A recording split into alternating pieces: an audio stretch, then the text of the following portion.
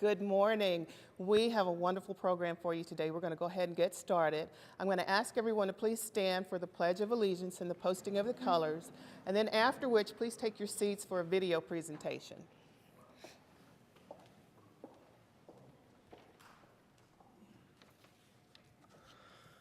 Color Guard, attention! Color Guard, advance.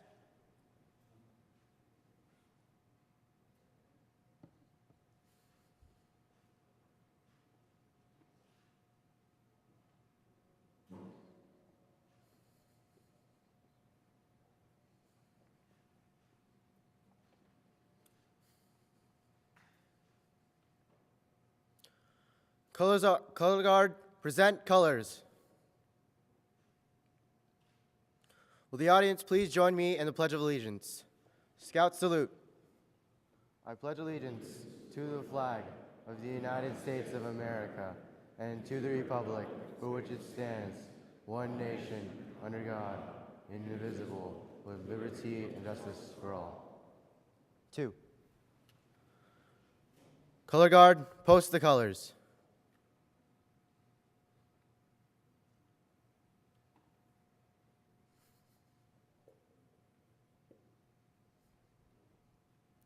Color Guard, retreat.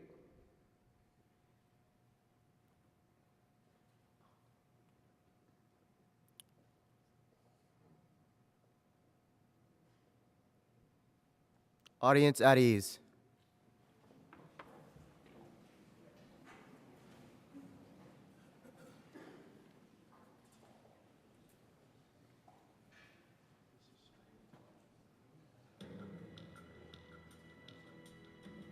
In all the world's history, the last 100 years have marked some of the greatest achievements of mankind. Many of these accomplishments from Americans, from breakthroughs in science, medicine, and technology, to leadership in government, business, and the arts. Many of the men shaping America's events and destiny share one honorable legacy. They are Eagle Scouts.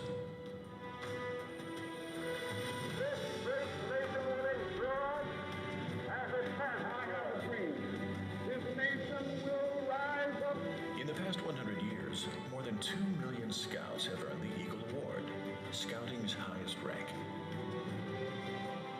Generations of boys grow into skilled young men, advancing through Scouting's ranks with hard work, perseverance, and a commitment to the sacred honor of the Scout Law.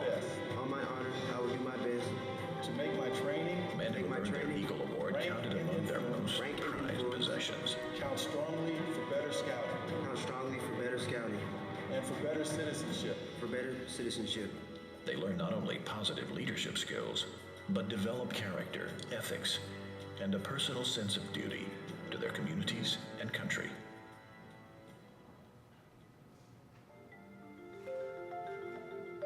Well, for me, earning the rank of Eagle Scout was a major accomplishment. I felt really very proud. I was very proud of what I had accomplished, but more importantly, it meant to me the fulfillment of a lot of people's hopes and dreams in my future. Being an Eagle Scout meant more as years went by, even than it did when I got the award.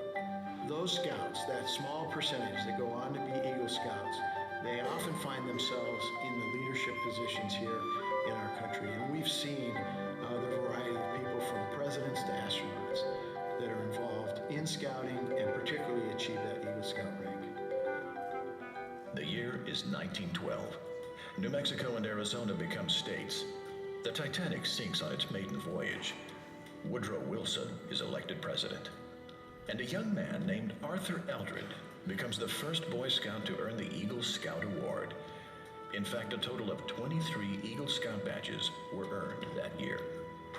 Through the decades, the number of Eagle Scout badges awarded reached new milestones, with Alex Holsinger becoming the 1 millionth Eagle Scout in 1982, and Anthony Thomas becoming the 2 millionth Eagle Scout in 2009. Scouts earning their Eagle during 2012 will receive this special rank patch commemorating the Eagle Scout Awards centennial celebration. Perhaps no one is more familiar with the history of the Eagle Scout Award than distinguished Eagle Scout Dr. Terry Grove. His collection of Eagle Award medals is considered the largest in the world. The fun thing is to watch a father bring his son in and walk over and say, "That's my eagle. That's what mine looked like." With a century of Eagle Scouts helping to guide the course of American history now in our rearview mirror, what's in store for today's new generation of Eagles, and how do they view their role in shaping America's next 100 years? I feel so confident now when I walk in to rooms and I can tell people know that I just got my Eagle Scout, and they tell me congratulations. It makes me feel so good, and it definitely does give me a lot of confidence to say that I'm an Eagle Scout.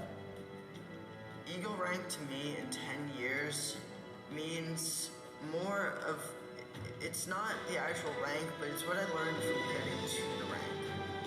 And that's probably leadership. I had this idea of joining the Navy, and then when I did join, I put down that I was an Eagle Scout, and it surprised my recruiter, and it surprised a whole bunch of people, and it made them look at me in a different way. I have great respect for the kids that are Eagles today and believe that they're just as solid as any Eagle's ever been, from Eldred right through to the present time. An Eagle Scout is more than wearing a badge. It's a lifelong state of being. One never was an Eagle Scout. One is an Eagle Scout.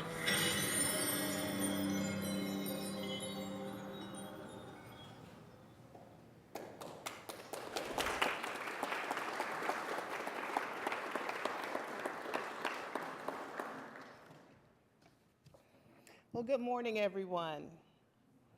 Can everyone hear me okay? Great. Thank you, Boy Scout Troop 773 from Irving, for the posting of the colors. Eagle Scouts, Scouts, families, and friends. We also have a webcast today, and we welcome our audience, our online audience at the NISA website and the National Scouting Museum website. I'm Janice Babineau. I'm the director here at the National Scouting Museum. Welcome all of you to this year's celebration to honor and recognize those men who have reached Scouting's highest honor, the rank of Eagle Scout. This is a particularly significant year because it marks the 100th anniversary of the first Eagle Scout Award.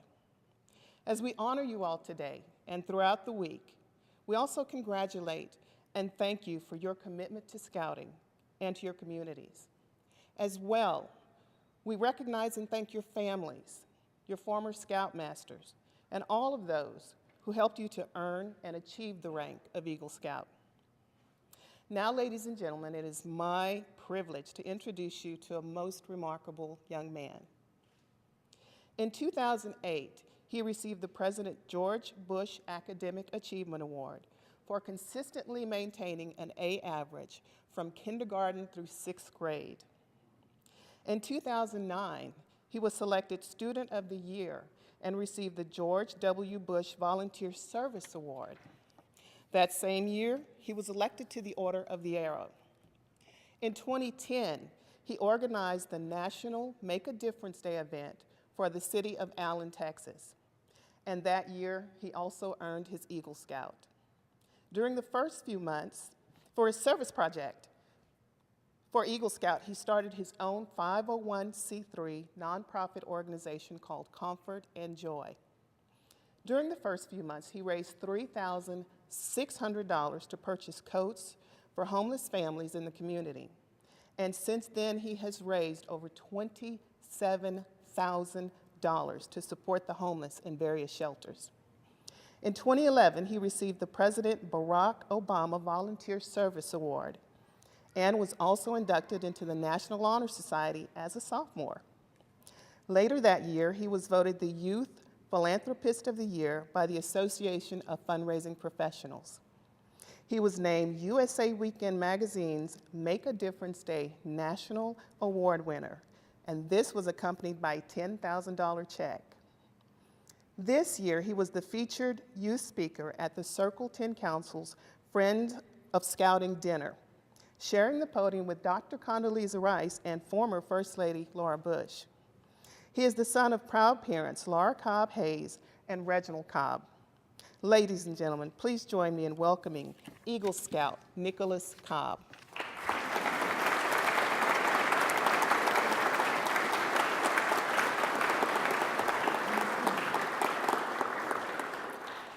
Thank you, Miss Babineau, for the nice, warm introduction, the nice welcome, and for inviting me to speak to everyone here today.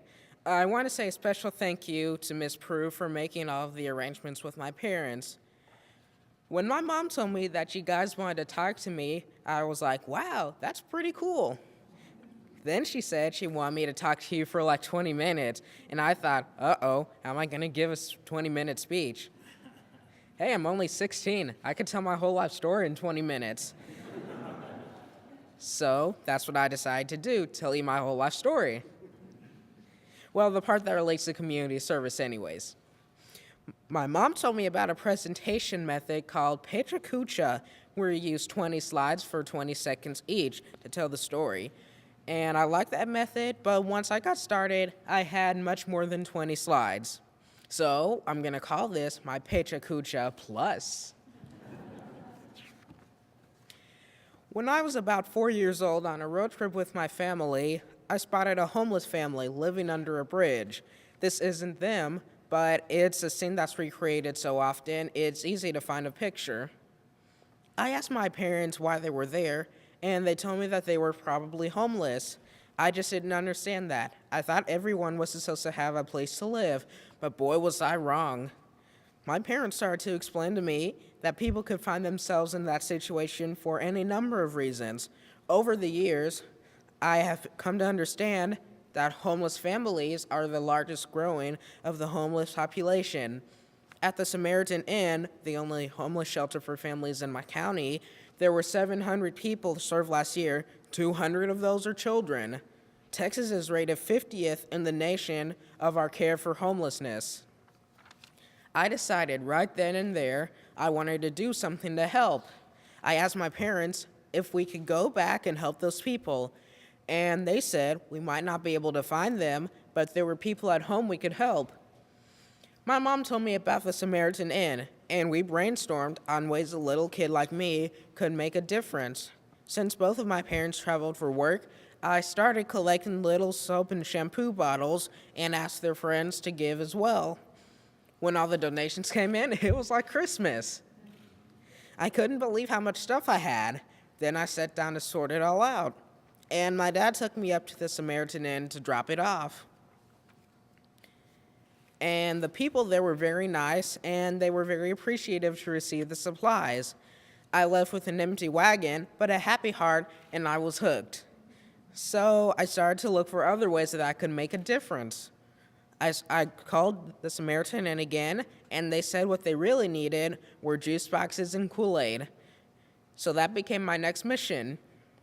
I wrote a letter to my church, and someone passed it on to the newspaper, and the next thing you know, everyone was in on making contributions. I was involved in several projects after that. Some were as part of groups. My pack does a scouting for food every February, and my Weeblo troop was very active in collecting supplies and foods for Hurricane Katrina victims. I had many other projects on my own, including a food drive where I collected hundreds of pounds of food and raised a supply drive that collected supplies for 200 families.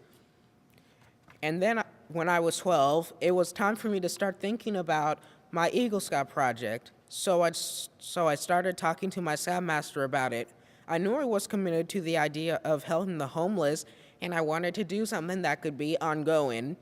From there, I got the idea of starting my own nonprofit organization. I went to the county courthouse to file the papers for the name. I completed the paperwork with the Secretary of State and IRS and waited for months to hear back. Then, they finally wrote back that I was approved and started a checking account. It was official. Comfort and Joy was born. The initial focus of Comfort and Joy was to provide coats to homeless families. I wanted to provide the warm comfort of a coat from the sometimes very cold Texas winters and provide the joy of the season for the homeless so that they would know that someone cares enough about them to give them a coat. Then, like any good businessman, I immediately started raising money. I started with a penny drive, Some local businesses allow me to put my jugs in their stores. My cousins held car washes on my behalf and donated the money to Comfort and Joy. I conducted a mail and email campaign to donate money to Comfort and Joy. And that first year, we raised $3,400 to purchase 129 coats for the Samaritan Inn. We had coats for boys, we had coats for girls, we had coats for the whole family. And once the coats were purchased, my friends gladly came over to help me sort them and prepare for delivery. Okay, maybe I bribed them with a little pizza, but they still came over to help. And delivery day came, and everything at the Samaritan Inn was hustle and bustle. Even though we had a team of friends on hand to help, it still took several hours to pass out all of the coats and refreshments. And much to my surprise, there were quite a few news stations on hand to cover the story as well. In the end, it was the happy faces of the residents that made it all worth it. After that big project, I did make Eagle Scout, and quite a few organizations started to take notice as well. I was honored by the Prudential Spirit of Community, and shortly after that started getting calls from USA Weekend asking a lot of questions. I soon found out that USA Weekend, along with the Hands On Network, had named Comfort and Joy one of the National Make a Difference Day winners. Man, things got interesting after that. I had to have a photo shoot and was featured in an issue of USA Weekend. They flew my parents and me to D.C. for the award ceremony. And while I was there, I met some famous people like Cokie Roberts and Darius Rucker from Hootie and the Blowfish. But the biggest thing was that at the event, the Newman's Own people gave us $10,000. That's right, $10,000. I mean, that's the single largest gift we've ever received, and that put us on everyone's radar screen. All of these gifts that are pouring in, that means we can help even more people. Now people are calling us. I've become known as the Coat Boy. I primarily want to donate new coats, but I get a lot of calls for gently used ones as well. We take them because when people think of coats, we want them to think of Comfort and Joy. Because of people's generosity, we've been in several newspaper articles, cover of magazines, local and national television. We won an award from Texas Christian University recognizing entrepreneurs, and the Association of Fundraising Professionals Youth Philanthropist of the Year Award. And we won the Prudential Spirit of Community Award as Texas Top High School Volunteer. We are now also the recipient of grants from other entities like the Junior League and the Do Something Foundation, and we have grant applications in with many others. We have now expanded our giving beyond the Samaritan Inn, and we support the Allen Community Outreach, which helps the working poor by providing food pantries, clothes closets, school supplies, and Meals on Wheels. We supported ACO by providing 200 coats.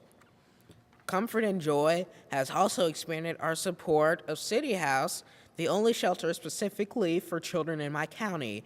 Initially, we provided them with 54 coats last year for all the residents there. Then, their executive director explained that their children are often very transient and have not been able to establish good eating habits. What she really wanted was to plant a garden to grow fresh vegetables to try to instill healthy eating habits for the children. So over the years, I've given them $10,000 for the healthy eating garden and teaching curriculum. And without the help of everyday people like you in here, I wouldn't have been able to help them.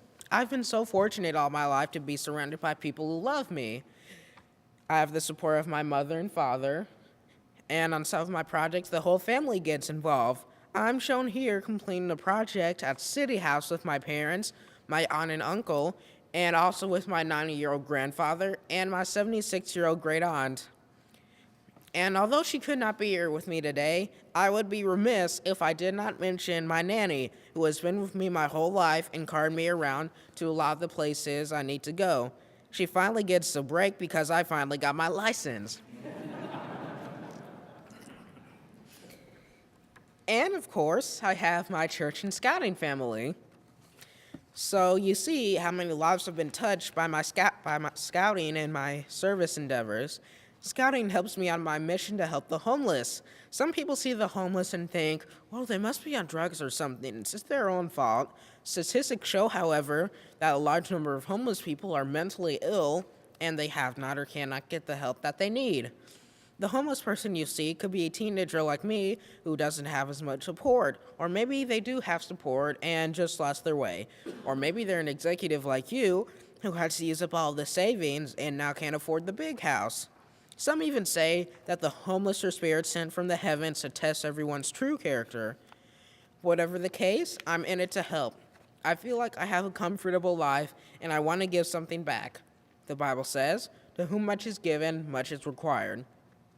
So I want to say thank you to the Boy Scouts of America for continuing to give and for helping others to give as well. Thanks for letting me share with you today.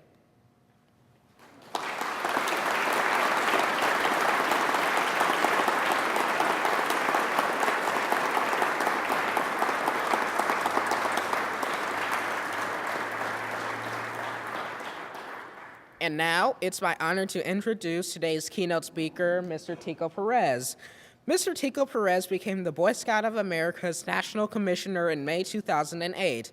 Mr. Perez is the founder of Tico Perez Solutions, a consulting firm specializing in business, government, and marketing solutions.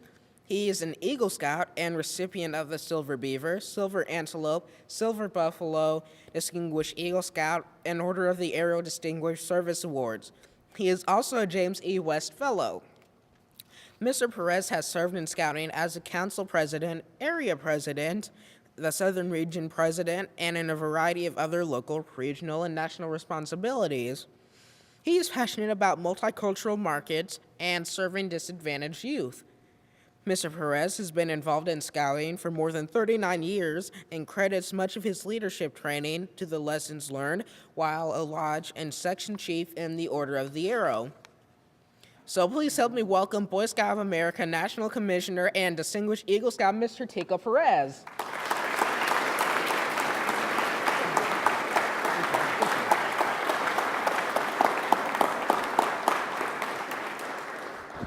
Well, we could have done without the lengthy introduction, but so I just want to set the stage. They call me and they say, "Will you come speak at the Savannah?" I said, "Absolutely."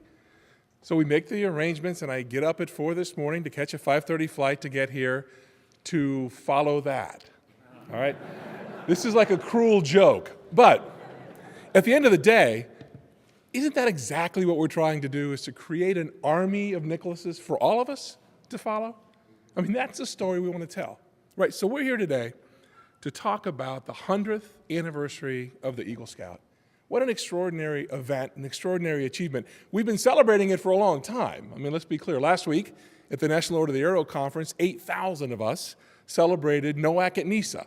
It was the first partnership between the National Order of the Arrow Conference and the National Eagle Scout Association, and it was extraordinary. And then we had a dinner for about 1,000 or 1,200 Eagle Scouts where we all sat down and talked about what it was to be an Eagle Scout and celebrated together. And one of the things we did there, and one of the things that I always like to do when I speak at Eagle dinners around the country, is take that truth check with the audience.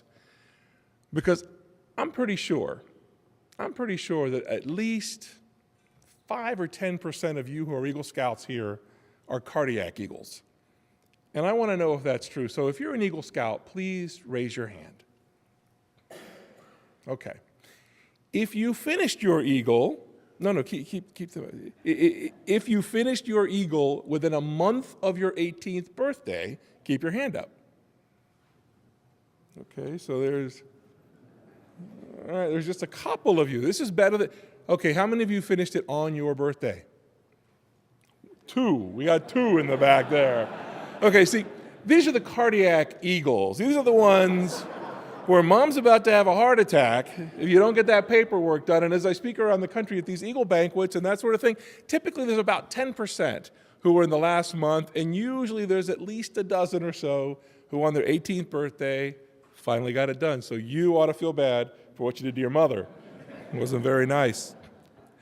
But we're here today to celebrate the Eagle Scout Award. Or are we? I mean, what are we really celebrating today? Right? We're celebrating accomplishment. we're celebrating achievement, and we are recognizing an individual's growth and development essentially into a man, into a rite of passage.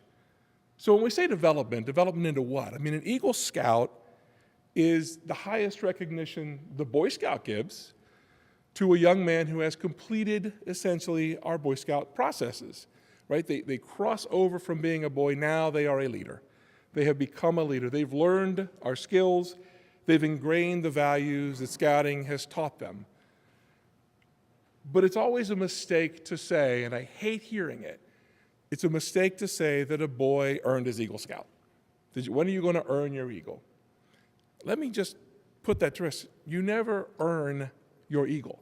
Yes, there are steps, there are processes, there are waiting periods, merit badges, service projects, leadership roles. Absolutely, all of those things are involved in becoming an Eagle, but you never earn your Eagle. You become an Eagle, right? It's not about the medal or the patch. That's the outward recognition of what you've accomplished, but you don't ever stop being an Eagle Scout once you become one, because it becomes you. It is inside of you. It is those character traits. It is that value. It's that leadership. It's that willingness to step up and lead. And I want to quote Nicholas, because toward the end of his speech, if you noticed, I wasn't clapping because I was making a note, because he was talking about, whether they're homeless because of this or that or the other. He said, whatever the case, I'm in it to help. Those are the values that get ingrained in you as an Eagle Scout and that will never leave you. So I know we're here to celebrate the Eagle Scout Award. Well, let's be clear. The Eagle Scout Award is nothing more than the recognition of the value, the merit, and the equity that an Eagle Scout has. The pin or the badge is just that, and there's a great display of them down the hallway. Take a look at them. You'll see a century of achievement in scouting and achievement in boyhood. Don't look at it as the award defines the person. Understand that the person defines the award, and that's what we're doing here. So although this is a celebration of the Eagle Scout, and it is, and it's wonderful, this is really a celebration about scouting, right? 100 years ago, someone finished the program. Someone got through the process, did everything we asked them to do, and we said, you have succeeded in achieving that result. So I want to spend a little bit of time talking about scouting, right? Scouting is 102 years old. We are the largest youth movement in the history of this country. We are the most important youth movement in the history of America. Our impact on America over the last century simply can't be measured. We have over 100 million scouting alumni, 100 million, over 2 million Eagle Scouts, and over 1 million current adult volunteers. We are a movement of people designed to create an army of Nicholases. That's what we want to do. So when I say that our impact on America really can't be counted or quantified, I went into our numbers just to see what 2011 looked like. If we said, let's quantify the impact of scouting on America in 2011. And the only way to do it, from my perspective, was to look at service hours, if you will. Service hours. So in 2011, 1,074,775 adult scouting volunteers contributed just to service to scouting, just to creating an army of Nicholas, 257,946,000 hours to scouting. So that whole hour a week thing, they're not telling you the truth. But think about that. Over 1 million volunteers contributed 257 million hours just to scouting. By the way, if you put a metric on that, the value of that service is over $5 billion. That's just our contribution to scouting, to impacting the lives of our 2.7 million young boys and girls. Now, if you want to multiply that number by 102 years, you can start seeing the effect of scouting volunteers on scouting.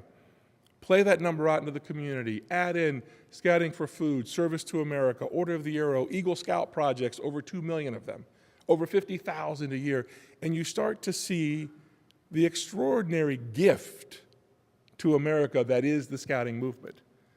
you start to see the impact of our culture, our values, our message of leadership, of character, and of having the ability to fail so that you can later succeed, play a role in America. Take a look, pop around some of the websites someday, and you can see an incredible impact that Scouting has had. And again, these are just some numbers, but they're fun numbers. 57.4% of all astronauts have been Scouts. 35.4% of all West Point cadets, Scouts. 23% of the Air Force Academy, Scouts. 25% of the Naval Academy, Scouts. 206 members of Congress, up to you.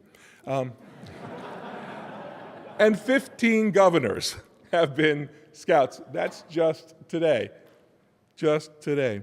So we, as a movement, as a group of Eagle Scouts, as the most important youth movement in the history of America, have a lot to celebrate today.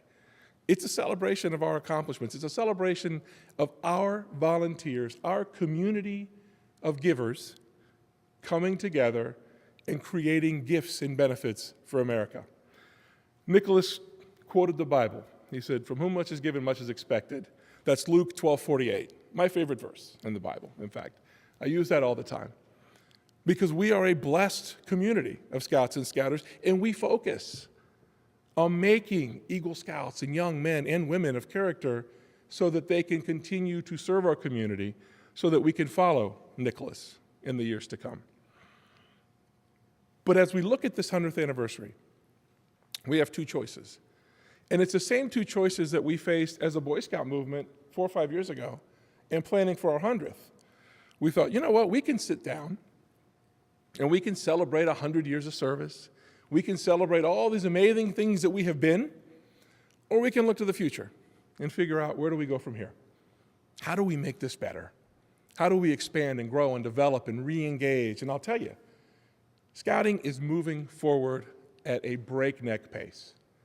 We are changing our delivery models. We are changing the way we communicate. We will be making technological upgrades to relate to our young people. We are attacking problems that America is facing today, from childhood obesity to reintroducing American youth to adventure in the outdoors.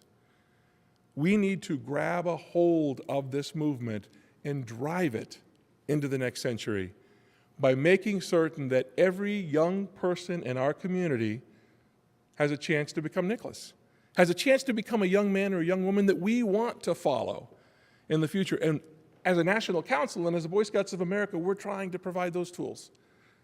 We're providing resources, opportunities, scholarships, summit, all sorts of plans and programs so that we can reach into all of our markets and all of our communities and give every child the opportunity to learn to lead, to learn to fail, to make mistakes, to get up, to try again, to learn the lessons that have guided all of us along the way. When I asked how many Eagle Scouts were in the room, about half of you, half of the men in the room raised their hands. This has meaning. This program has meaning, and it has merit, and it defines us. It defines who we are, it defines what we do, and by involving more and more youth and young people in the Scouting movement, we create the template to continue driving character to America. Everywhere I go, I hear we're a country starved for men and women of character. We see it in business, we see it in politics, we see it everywhere. The lack of character is attacking this country. We have a big job to do. We have a big job to do. If we want to talk about attacking this job, we have to attack it the same way Nicholas did. We're going to start with one shelter, one community, and then we're going to do a great job there, and we're going to grow from there. And that's what we try to do in our councils, but we've got to stay focused as Scouts and Scouters to understand that our work is nowhere near done. America needs us more now than ever before, and as we move into this second century of the Eagle Scout, this second century of recognizing success and growth and development, there's a lot of work still yet to be done. So this is an exciting time. This is an exciting celebration. Eagle Scouts have made inordinate impact on this country, but Scouting has made an even more important impact on this country. So as we celebrate today, as we think about where we've been, where we're going, I want to ask each of you, step into this fray. Make scouting available in your communities.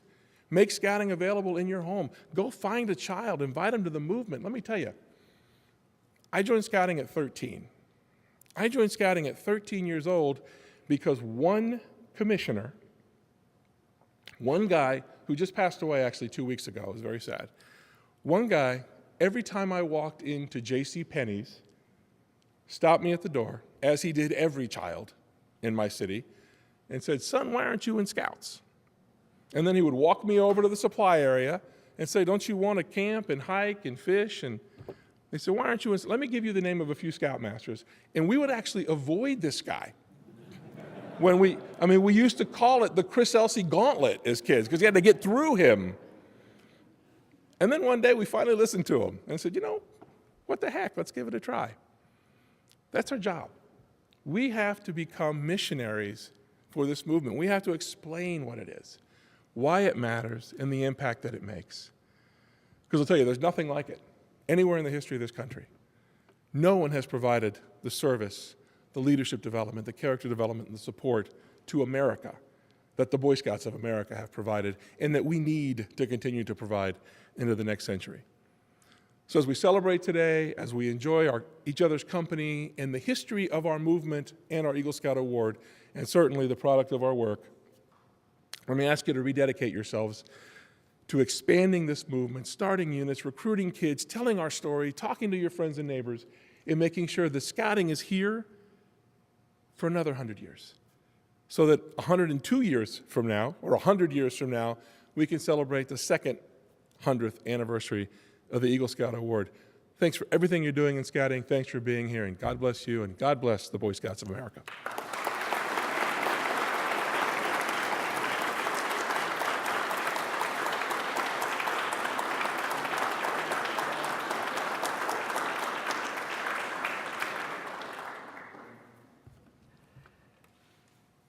Good morning. I'm Glenn Adams. I'm the president of the National Eagle Scout Association, TECO.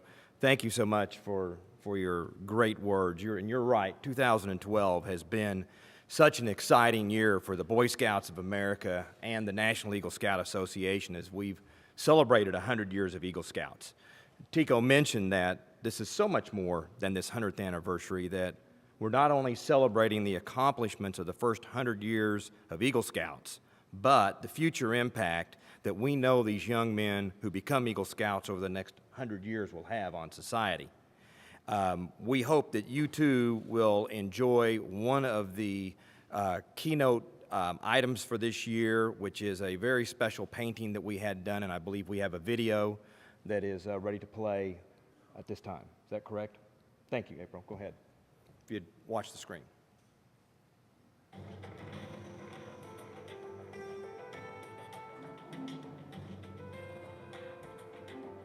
As the official artist of the Boy Scouts of America, Joe Satari has created more than 24 scout paintings since 1977 in the illustrator style of his renowned mentor, Norman Rockwell.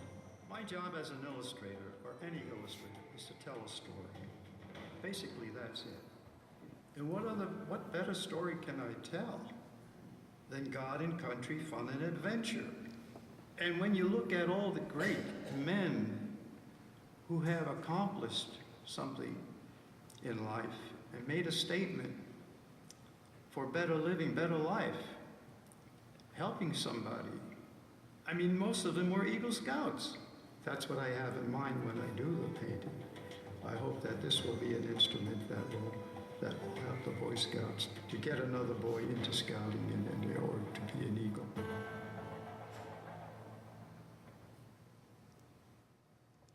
Thank you. We are now going to officially unveil Mr. Satari's painting of celebrating 100 years of Eagle Scouts, and I would like to ask distinguished Eagle Scout Mr. Bill Steele, Director of the National Eagle Scout Association and Alumni Relations for the Boy Scouts of America, and Matthew Dobromilski, who's an Eagle Scout from Troop 54 in Jamesburg, New Jersey, and the model for our iconic Eagle Scout in the painting, to please come forward to unveil the painting. And I might mention also that Matthew's family, his mom, dad, and sister, are here with us today on the front row. So if you would please unveil the painting.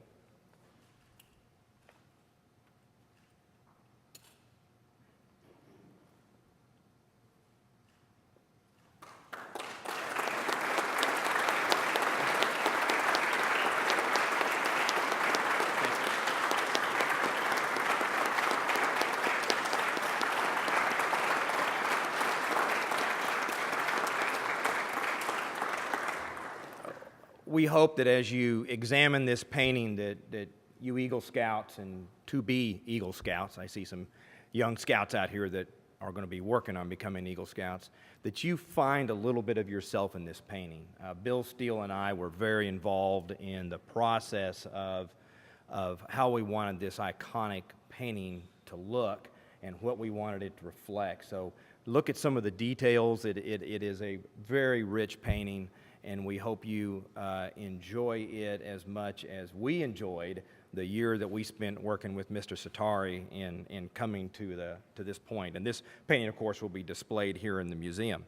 Now, this painting is just one way that we have celebrated 100 years of Eagle Scouts. And Tico told you about the National Order of the Arrow Conference, which was held at Michigan State University, that the theme being NISA at NOAC. What a phenomenal event. As Tico mentioned, 8,000 airmen there, of which a significant percentage were Eagle Scouts. Also this year, NISA announced a new major scholarship, a $50,000 science, technology, engineering, and math scholarship known as the STEM, S-T-E-M initiative. This is the single largest scholarship awarded by NISA and takes the total amount of scholarship dollars this year that were awarded by NISA to over $450,000. So that's a very significant number that supports Eagle Scouts in a number of different ways. We also launched the Eagle Scout Argonaut program, where through a social media-based competition, an Eagle Scout was selected to accompany Dr. Bob Ballard, who discovered the location of the Titanic, on an exciting scientific expedition to the Black Sea, not the North Sea, during the summer of 2012.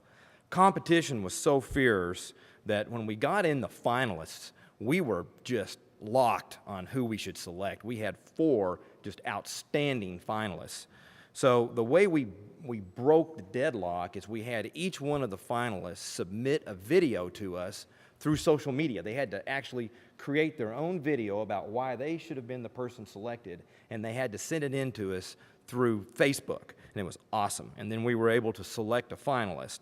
At the Americanism Breakfast in May, we recognized Eagle Scout Alex Overman of Hamilton, Virginia, who was the winner of the competition. And if you go online to NISA.org or to NISA's mobile website app, you can see and experience some of Alex's adventure that he had at the Black Sea. At this time, I'd like to recognize any NISA committee members or National Museum Committee members that are in the audience. I think we've got at least one National Museum Committee member with us here today. Thank you for being here. We appreciate that very much. We also have a couple of other special guests with us today. Our new Chief Scout Executive Select and Eagle Scout Wayne Brock is with us today.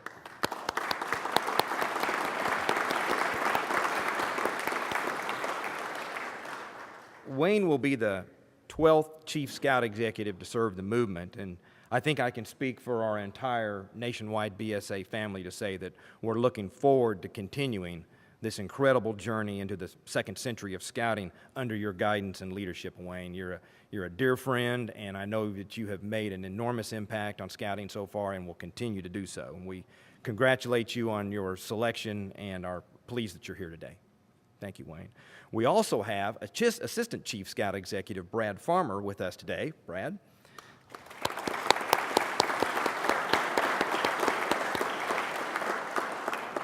Among Brad's myriad of responsibilities are both National Eagle Scout Association, alumni relations. He has an enormous portfolio and does a great job as a professional in scouting, and we appreciate everything you do and glad to have you here today also. Now, Tico had asked all of the Eagle Scouts in the audience to raise your hand. I'm going to ask you, everybody to wake up. All Eagle Scouts stand up. Round of applause for all our Eagle Scouts.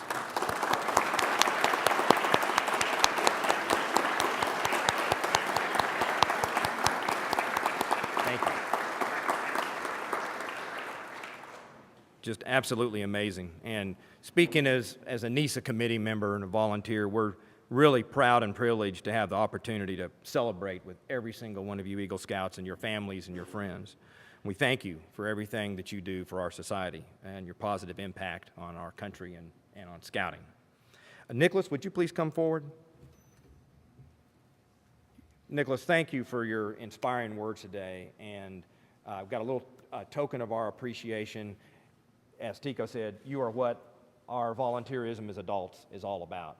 So thank you so much. And we have a copy of the National Eagle Scout Association 100 Years of Eagle Scouts, Where Are They Now book, which was just published. And this is for your collection. All right, thanks so much. Thank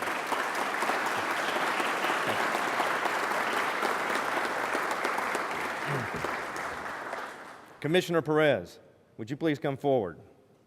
For getting up at 4:30 in the morning and catching that flight and coming in today, we have a NISA wristwatch for you, and this man spends probably close to 100% of his time as a volunteer for the Boy Scouts of America. Being national commissioner means he has a huge portfolio, and the fact that you would take off part of your weekend to come here to be with us is most appreciated, and it's my pleasure to say thank you, sir.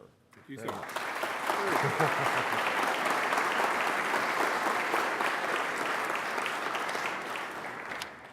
We are going to have a reception in the canteen, and please do not forget that if you buy a print, that Matthew is here. He's going to be autographing the prints of the painting right after this event is over. And don't forget to check out the museum, the displays, and also our Rockwell and Satari exhibit, which is right behind us, along with the Terry Grove collection that you mentioned, Tico.